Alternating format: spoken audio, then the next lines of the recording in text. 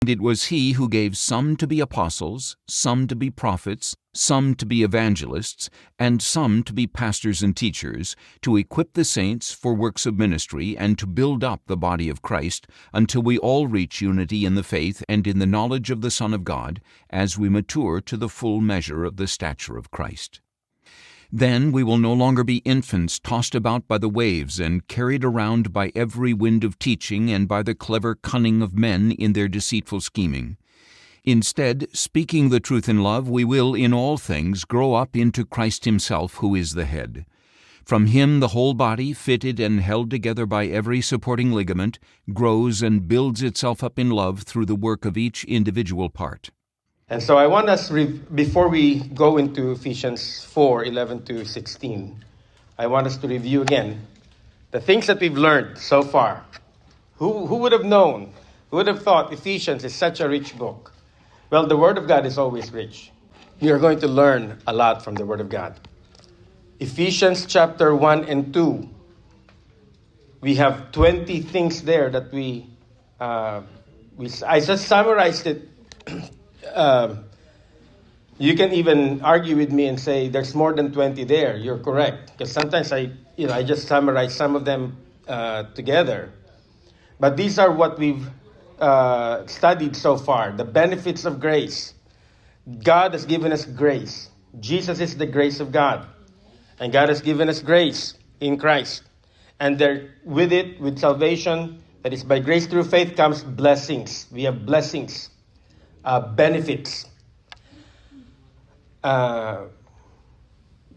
This is important because some of you go to work and you didn't even know you have that benefit. There was a time when I was working for Sacramento County. I said, "Really? I get that?" Yeah, I didn't know. So it's important that you know your benefits. Otherwise, you don't. If you don't use it, you lose it, right? Then you know what the benefits of Christ's goodness is. Amen? Amen. Now, let's go to chapter 3. Chapter 3, we talked about the requirements of grace. There is benefits of grace, but there are requirements of grace. And the requirement of grace is that now that we have been given the grace of God, we have to sacrifice for it. The requirement of steadfastness. The requirement of sincerity, the requirement of submission, the requirement of sanctification, the requirement of surrender. These are the requirements of grace. Now that we say that we have been given the grace of God, this is required of us. Okay? It's expected of us. Well, we talked about the priorities of grace last week. In the part 1 of this message of chapter 4, we have the priorities of grace. We have to put things first. We have to make the important things first, such as pursuing our call in Christ, such as preserving our communion in Christ, and partaking of the charismatic gifts of Christ. Okay? So, all of these are priorities. But we have other priorities today that we're going to look at. And this is where I decided, okay, I'm just going to do point 1 this morning, and then we'll do point number 2 and 3 next week. Praise the Lord. Let's look at the priorities of grace, part 2. We are going to participate in church compliance for Christ. So that's the first point. We'll talk about the next 2 points next week. So participate in church compliance for Christ. What does that say in Ephesians chapter 4, starting from verse 11. Okay. And it says there, and it was he who gave some to be apostles, some to be prophets, some to be evangelists, and some to be pastors and teachers. Let's stop there for a bit. What is this verse trying to tell us?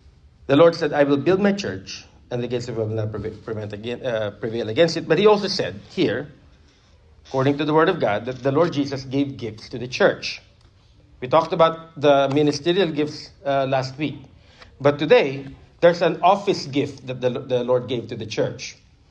It says there he gave some to be apostles, some to be prophets, some to be evangelists, and some to be pastors and teachers. I'm going to tell you right now, apostles are people who saw the Lord, have been with the Lord. They saw the Lord die and rose again from the dead. And those people are gone. So the apostles and the prophets, the last prophet in the New Testament is the Apostle John. Apostle John saw Revelation, the events in Revelation that he wrote for us. So there are no more apostles and prophets. But now we have three remaining offices in the church. And we have the evangelists, pastors, and teachers. It doesn't mean that's a hierarchy, okay? They were just listed as that. There's no particular order, no particular importance. So what are the evangelists? The evangelists are people who, their ministry is just to go out there and tell the world about Jesus. I can recommend, if you wanted to know, Pastor, do you know any evangelists? Not personally, but I know one on YouTube. His name is Ray Comfort. Okay? Living Waters on YouTube. He's a guy who talks to people. He stops them on their tracks. He asks them a couple of questions to engage them. And pretty soon they're having a discussion about Jesus. And then he prays for them. He leads them into prayer sometimes. If they're open, he leads them into prayer. If they're not open, he kind of makes them think about the conversation. Those are evangelists. They do a good work. But inside the church are the pastors and the teachers. And I'm going to tell you right now that being a pastor is one of the hardest things that I've ever held. It's because I have to deal with people. Well, in the office, I used to deal with people as well. But this one is more special because I'm dealing with the people of God.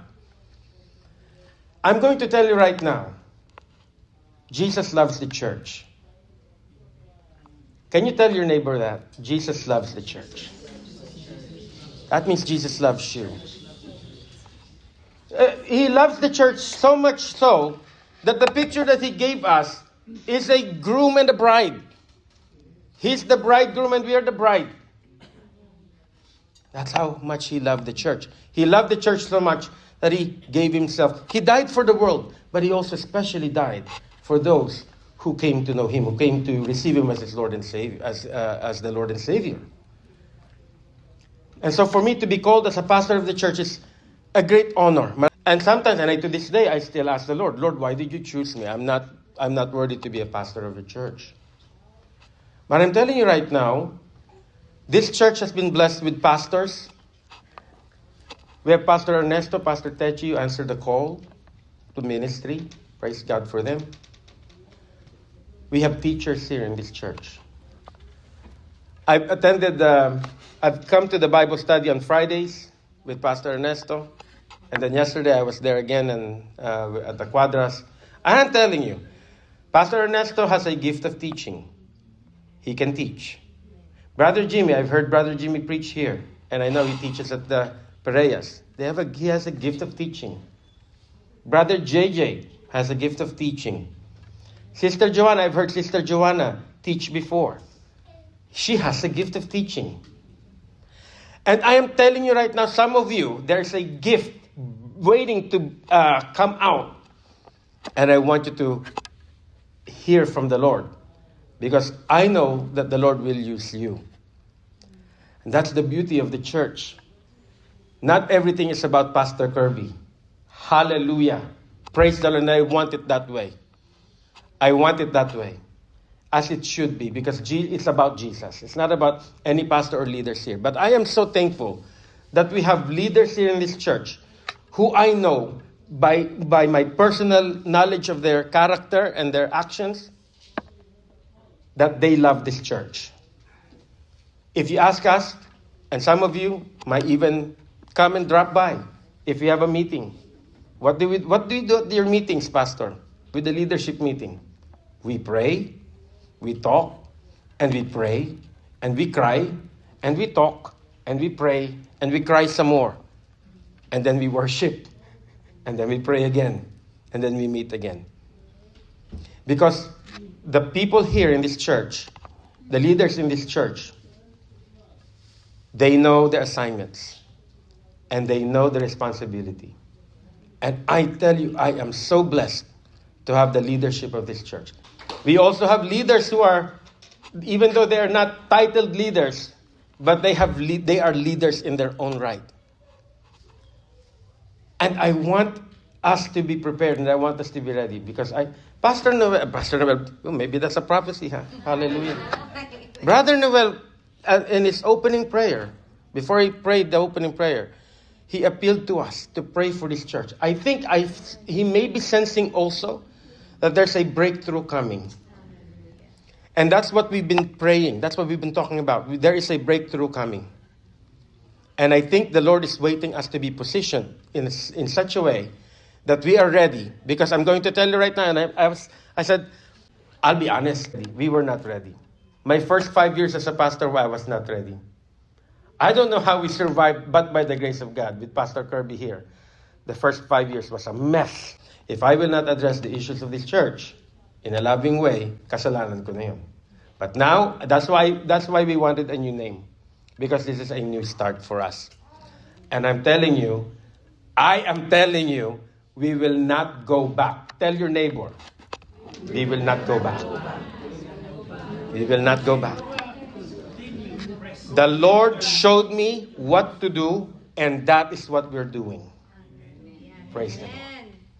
So now verse 11, submit to your elders. This is our priority. Submit to your leaders. I'm not preaching this because, Pastor Kirby just wants me to submit to him. That's why. No, this is what the Word of God says. I like Shanea's closing. This is the Word of the Lord.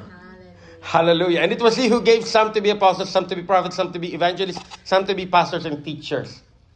And I'm going to tell you right now, yes, Pastor Ernesto, Pastor Techi, they're seeking their licensing. So, once they get their credentials, they will be truly called pastors. But I call them pastors anyway because they are. And you know what? Brother Jimmy, Brother JJ, Sister Joanna, like it or not, they are pastoring this church. A pastor is somebody who disciples people. Hallelujah. And they don't care about the title. They just want to serve the Lord in their own right. And some of you, I can feel, and I know, Brother Noel, Sister Virgie, they're pastoring the children's church. Hallelujah.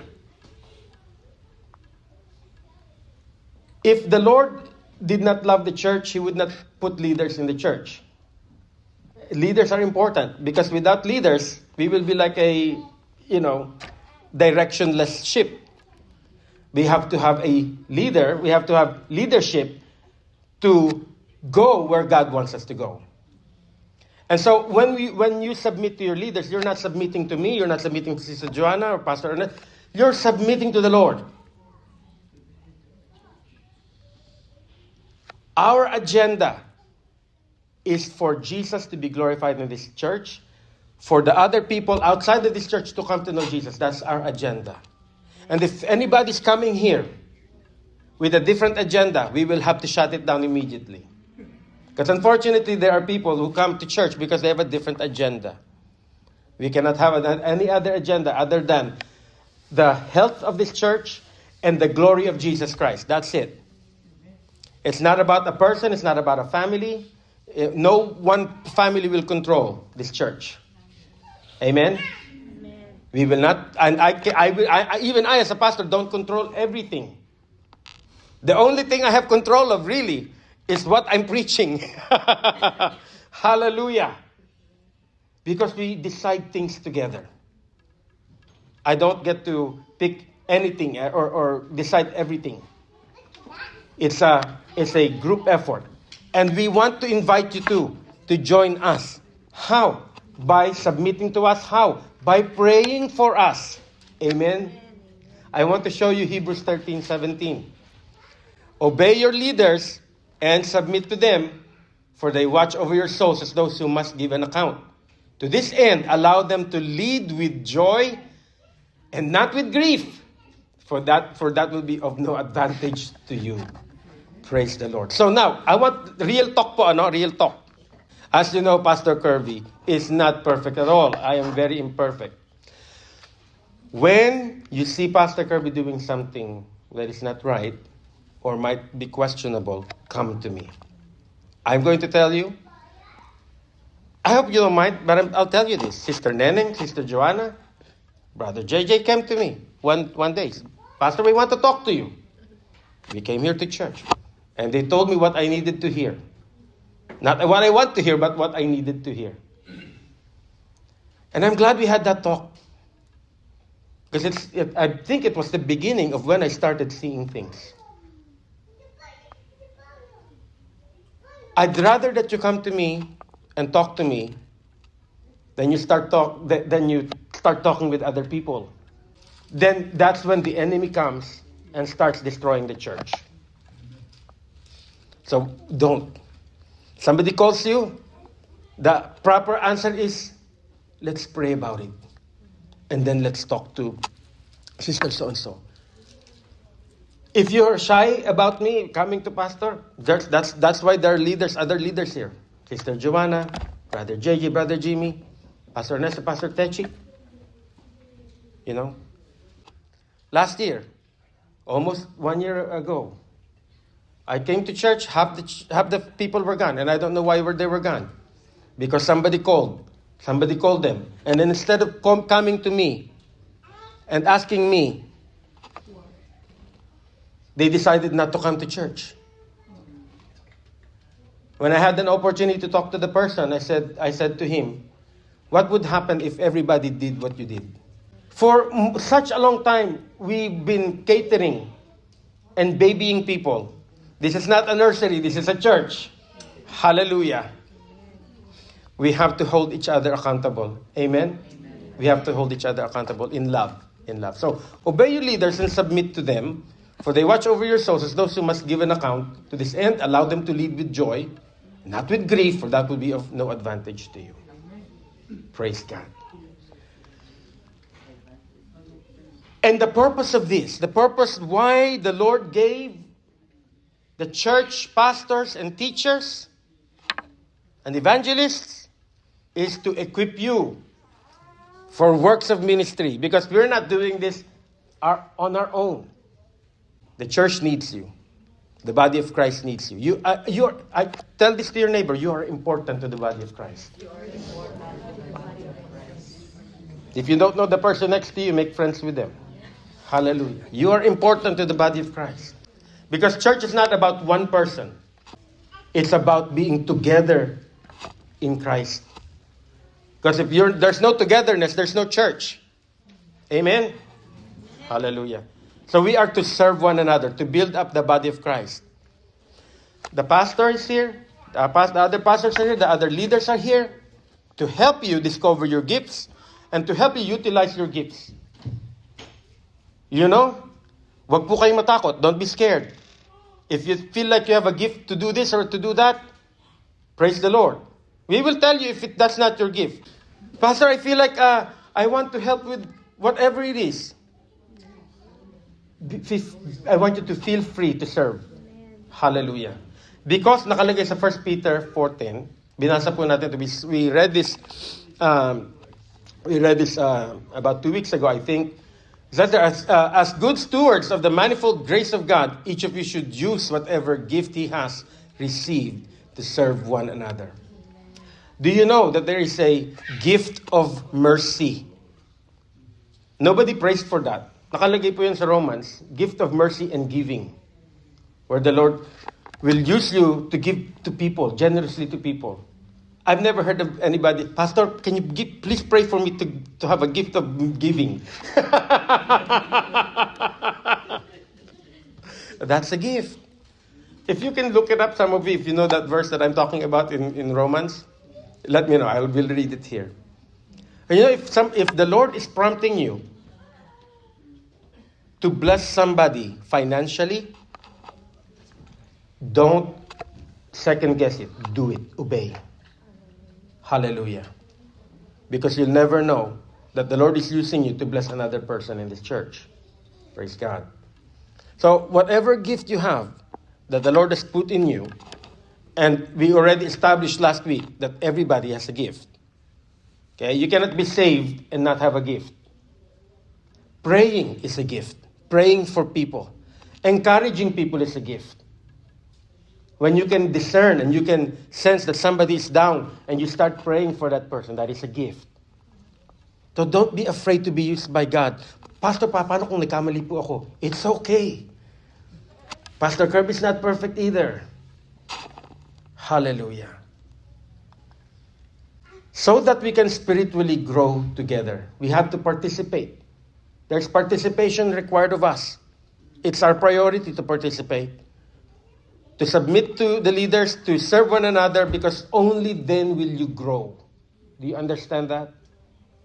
Unless you serve the church, I'm talking about the body of Christ. I'm not talking about the building, I'm not talking about the organization. I'm talking about the body of Christ, the people. Unless you serve one another, you will not grow. And we are supposed to serve one another until we all reach unity in the faith and in the knowledge of the Son of God, as we mature to the full measure of the stature of Christ. You want to grow up spiritually? You need to learn to serve. I have to tell you the story again. I know I've told you this story many times. And I actually met the gentleman. His name is Pastor Brown, Pastor Daniel Brown, in Aptos, California. He's well known in Foursquare. But my best friend in the Philippines actually went to his church because he has a training program. He has a leadership training program that is known all over the world, that people from all over the world sign up for this leadership training program. However, once they sign up for the leadership training program, the only thing they ever do is to clean the toilet of the church. And so my friend told me that. So what are you learning in the leadership training program by Pastor Brown? We've been cleaning toilets. That's all you do? Yep. And at first I said, that's not right. I understood the genius of it. And 2 years ago, I actually had the pleasure of sitting beside Dr. Brown at the convention. The conference is made up of about maybe 5,000 people. And I happened to sit with him. And he prayed for me and my wife. And I said, what is your name? He said, Daniel Brown. And I said, oh my goodness, you're Daniel Brown. I said, the beauty and the genius of your training program, I said. Why is that a leadership training program to clean the toilets? Can anybody guess why that was the training program? Because that's what the Lord said. You want to be a leader? You need to learn to be a servant. And he said to me, you know what, Pastor? He said to me, you will hear the voice of God clearly in the toilet. When you're there scrubbing, and everything else that you thought of yourself as, oh, I'm a great guy, and I'm good at this, and I'm good at that, and you find yourself scrubbing the toilet, you will never know. The perspective suddenly changes. The perspective suddenly shifts. And all you are is someone cleaning toilets for Jesus. Amen? Amen. That's what I want to be. A person cleaning toilet for Jesus. Isn't that the genius? It's in the Bible, but we overlook it. I mean, how many times did the Lord say, the last shall be first, the first shall be last? Whoever is the least among you is the greatest of you. That's why we cannot go back to that place anymore as a church. 6 months, that's all they did, clean the bathrooms. And to this day, Pastor Daniel and I are friends. We text one another. He's a humble guy. He's a big ministry, but he's a humble guy. That's what the Lord wants from us, humility. When people come here, they will see the love, they will see the genuineness. Ay, hindi pala mayayaban yung mga tao doon. Right? Simply lang. Right? Praise the Lord. And that's how we will grow. Because the sign of maturity is not about how much you know here. The sign of maturity is how much you love the church and how much you are willing to be inconvenienced for the body of Christ.